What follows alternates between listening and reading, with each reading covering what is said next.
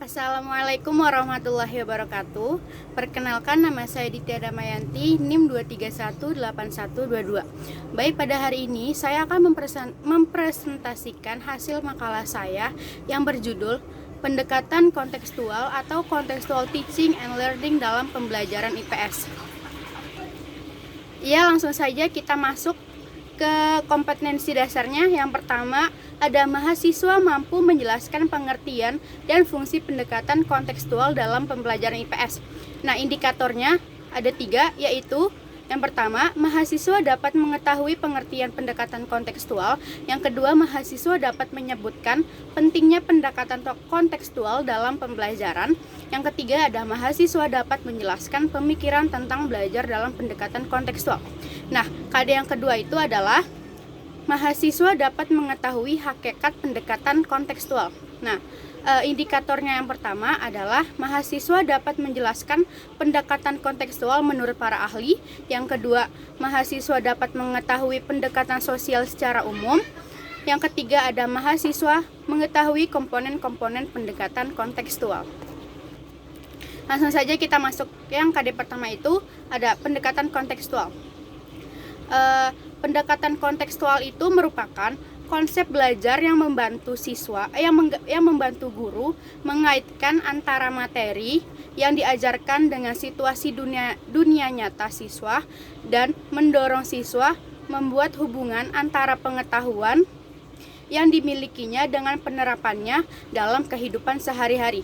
Maksudnya di sini itu guru membantu siswanya untuk mengajarkan materi yang kita ajarkan dan mengajarkan dalam situasi dunia nyata gitu. Nah, yang kedua itu ada pentingnya pendekatan kontekstual dalam pembelajaran. Pembelajaran pendekatan kontekstual ini bertujuan untuk membekali siswa dengan pengetahuan yang secara fleksibel dapat diterapkan dari suatu permasalahan ke permasalahan lain, dari suatu konteks dan ke konteks lain dengan pembelajaran kontekstual. Ya, baik, selanjutnya di sini ada beberapa strategi pembelajaran kontekstual yang dijelaskan secara singkat pada pembelajaran kontekstual. Nah, yang pertama itu ada cara belajar siswa yang aktif adalah suatu pendekatan dalam pembelajaran yang meriberatkan pada keaktifan siswa dalam proses pembelajaran melalui asimilasi dan akomodasi kognitif untuk mengembangkan pengetahuan tindakan serta internalisasi nilai-nilai dalam pembentukan sikap. Maksudnya di sini itu siswa, cara pembelajaran siswa yang aktif itu dalam proses pembelajarannya itu melalui asimilasi dan akomodasi. Yang kedua, ada pendekatan proses penggunaan pendekatan keterampilan proses berdasarkan pertimbangan bahwa pembelajaran adalah proses interaksi antara siswa dan guru yang mengalami secara berlangsung melalui interaksi dengan lingkungan. Maksudnya itu tuh guru menjelaskan kayak mengalami secara langsung dan berinteraksinya kepada lingkungan. Ada 7 langkah yang harus diperhatikan dalam pembelajaran kontekstual. Yang pertama, ada kembangkan pemikiran bahwa siswa akan belajar lebih bermakna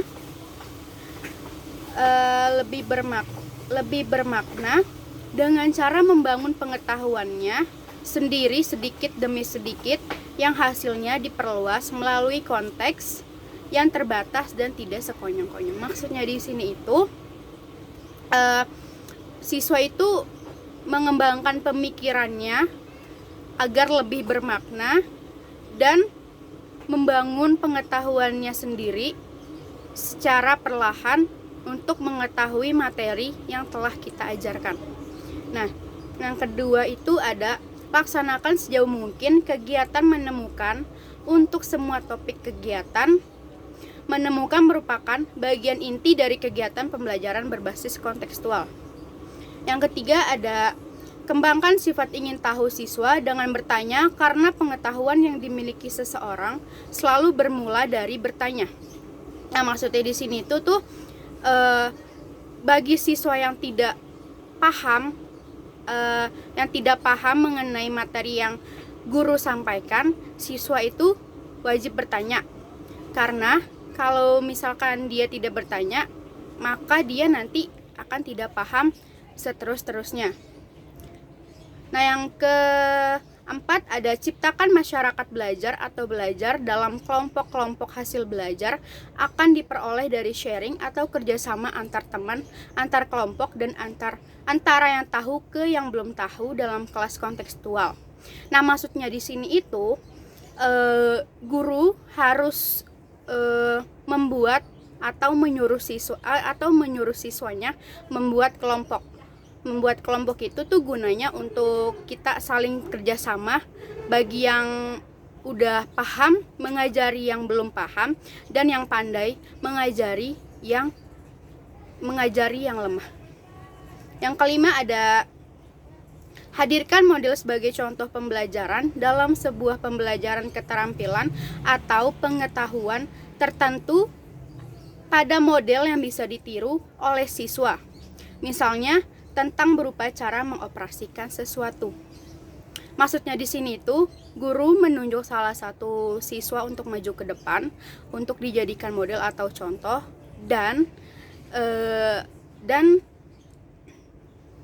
guru tersebut mencontohkan tentang apa yang dijelaskan pada materi tersebut. Yang ke 6 ada lakukan refleksi di akhir pertemuan, yaitu cara berpikir tentang apa yang baru dipelajari atau berpikir ke belakang tentang apa yang sudah dilakukan di masa lalu. Yang ke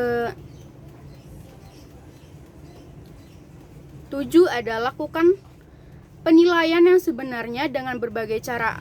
Asesmen merupakan proses pengumpulan berbagai data yang bisa diberikan gambaran perkembangan belajar siswa. Penilaian sebenarnya yaitu dilakukan guru dalam pembelajaran, baik penilaian proses maupun hasil.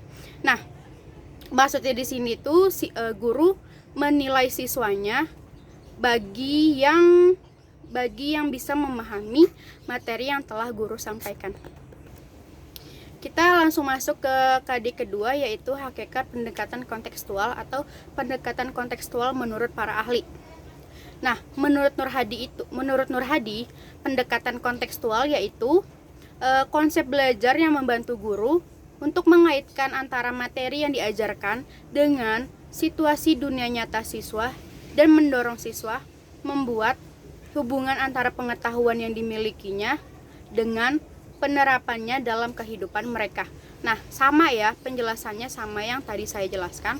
Maksudnya di sini itu tuh guru membantu siswanya untuk, maksudnya di sini itu guru membantu mengaitkan materi yang telah diajarkan atau dijelaskan kepada siswa dengan dunia nyatanya dan hubungan antara pengetahuan yang dimilikinya dan penerapannya dalam kehidupan sehari-hari mereka.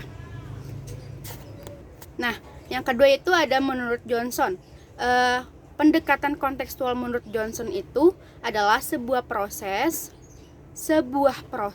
pendidikan yang bertujuan untuk menolong para siswa melihat makna di dalam materi akademi yang mereka pelajari dengan cara menghubungkan subjek-subjek akademik dengan konteks dalam kehidupan sehari-harinya mereka, yaitu dengan konteks kepribadian mereka, keadaan kepribadian, sosial, dan budaya mereka. Yang kedua, ada pendekatan kontekstual secara umum. Nah, pendekatan kontekstual secara umum itu adalah konsep yang membantu guru mengaitkan antara materi yang diajarkannya dan membantu peserta didik untuk memahami makna bahan pelajaran yang mereka pelajari dengan cara menghubungkannya dengan keadaan mereka dalam kehidupan sehari-hari mereka. Tujuan proses belajar ini tidak hanya berpengaruh pada hasil belajar yang menjadi tujuan pembelajarannya. Nah, yang ketiga atau yang terakhir itu ada komponen-komponen pendekatan kontekstual. Komponen-komponen pendekatan kontekstual ini ada 7 macam, yaitu konstruktivisme, inquiry, bertanya, masyarakat belajar atau learning community. Yang kelima ada pemodelan, yang keenam ada refleksi, dan yang terakhir ada penilaian autentik. Nah, yang pertama ini konstruktivisme. Konstruktivisme itu adalah landasan filosofis pendekatan pembelajaran kontekstual bahwa pengetahuan dibangun oleh manusia sedikit demi sedikit melalui proses. Pengetahuan bukanlah seperangkat fakta-fakta atau konsep atau kaidah yang disiapkan untuk diambil dan diingat. Nah, yang kedua itu ada inquiry. Inquiry di sini adalah bagian inti dari kegiatan pembelajaran berbasis kontekstual. Nah, inquiry ini artinya proses pembelajaran yang didasarkan pada pencarian atau penemuan melalui proses berpikir secara sistematis dan pengetahuan dan keterampilan yang diperoleh siswa diharapkan bukan hasil mengingat seperangkat fakta-fakta, tetapi hasil dari menemukan sendiri. Maksudnya inquiry di sini itu tuh siswa tuh berpikir secara sistematis dan pengetahuan keterampilannya itu tuh diperoleh dengan hasil sendirinya. Maksudnya itu dia memahami materi yang telah guru sampaikan dan hasilnya tuh mengingat bukan secara fakta dan konsep-konsep tersebut. Nah, yang ketiga ada bertanya. Nah, bertanya di sini itu adalah cerminan dalam kondisi berpikir. Bertanya dalam pembelajaran dipandang sebagai kegiatan guru untuk mendorong, membimbing, dan menilai kemampuan berpikir siswa.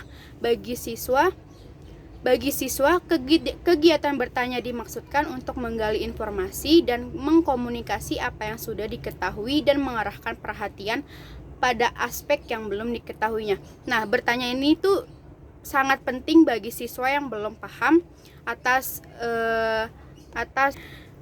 siswa yang belum paham atas materi yang telah disampaikan kepada gurunya.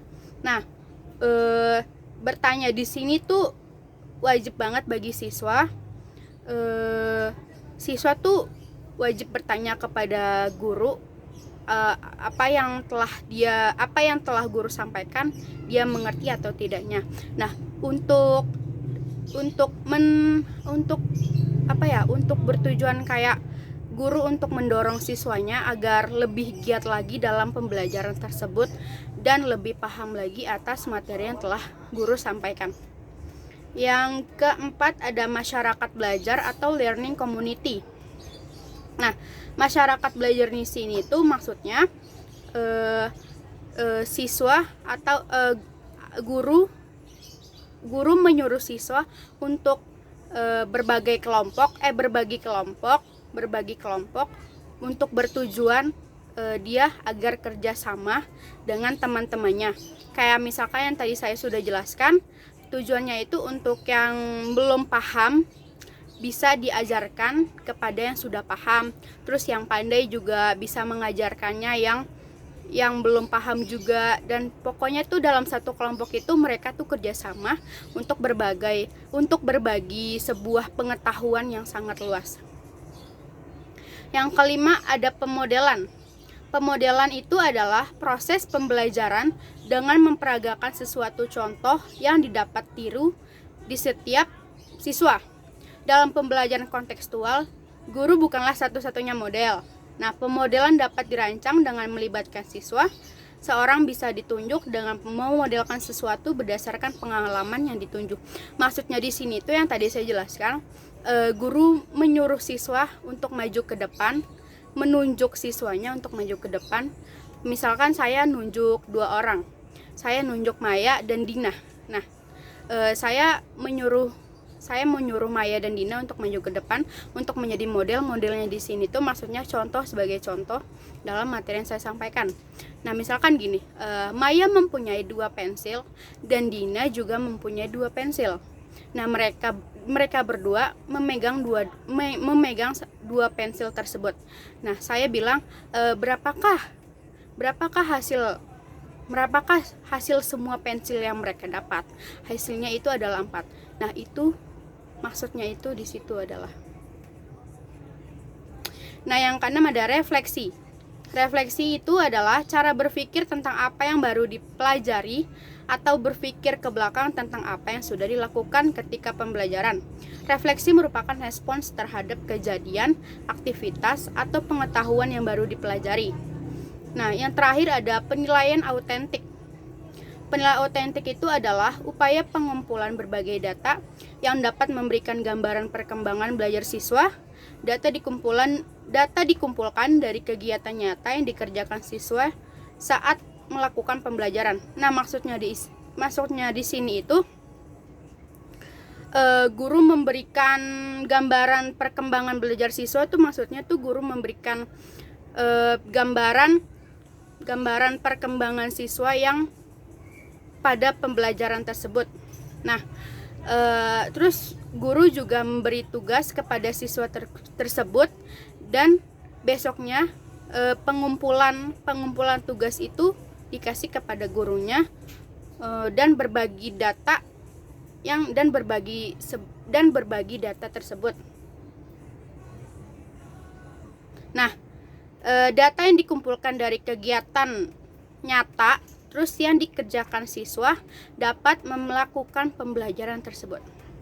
Baik, sekian presentasi saya pada hari ini. Mohon maaf apabila ada salah kata atau masih berlebet-lebet ngomongnya. Mohon maaf sebesar-besarnya. Sekian dari saya. Wassalamualaikum warahmatullahi wabarakatuh.